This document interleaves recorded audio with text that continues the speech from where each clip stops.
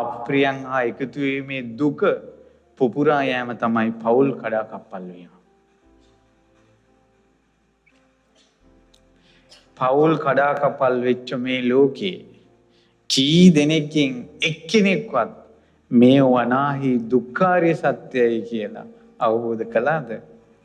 උඹ වගේ මිනිහෙක් මට එපා. උඹ වගේ ගෑණියෙක් මට එපා. ප්‍රාර්ථනාකින් ඉවරයි. අප්‍රියයන් හා එක්වීම දුකක් කියලා හිතන්නේ.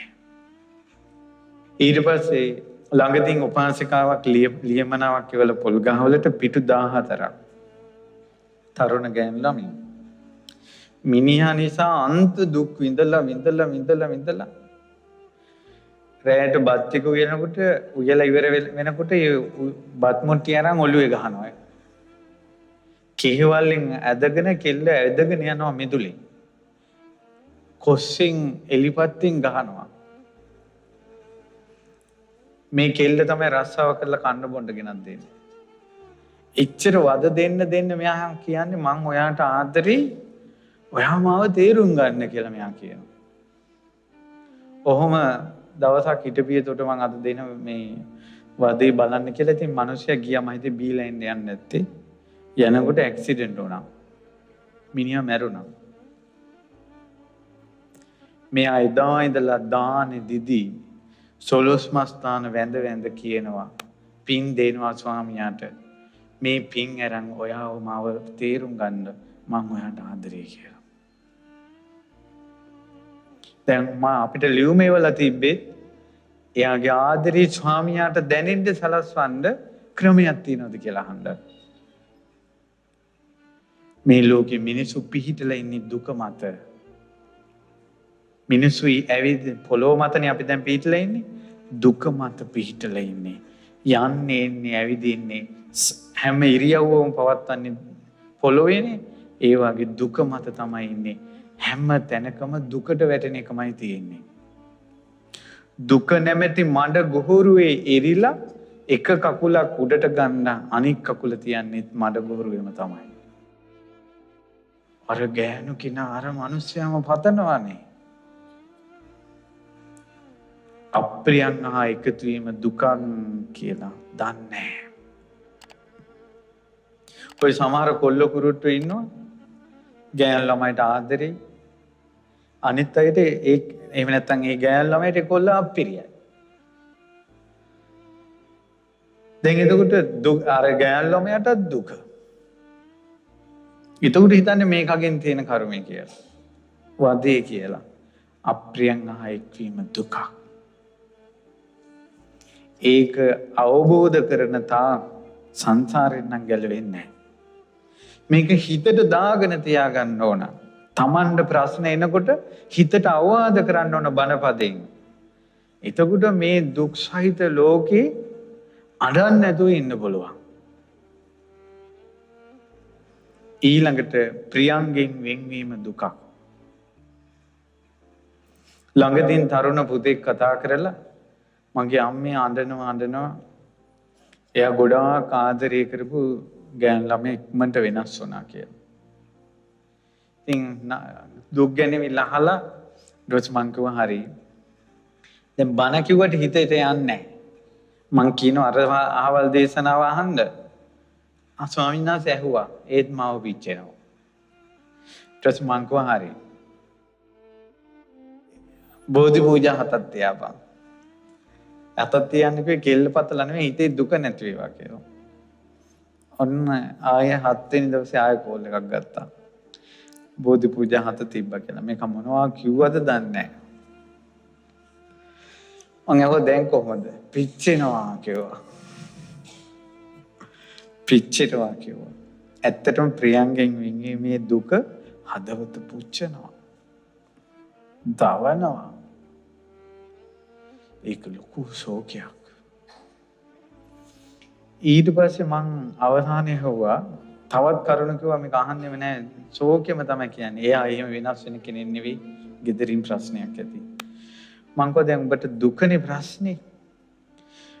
පුතා ඔයා දන්නේ නැතුණාට ඔයා දුක් විඳින්නේ බුදුරජාණන් වහන්සේගේ වචනේ ගැන ශ්‍රද්ධාව නැති නිසා.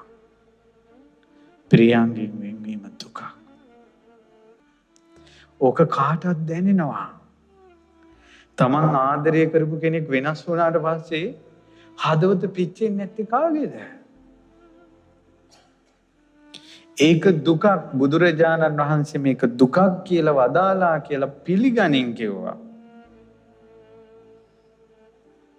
ප්‍රියංගෙන් වෙන්වීම දුකක්.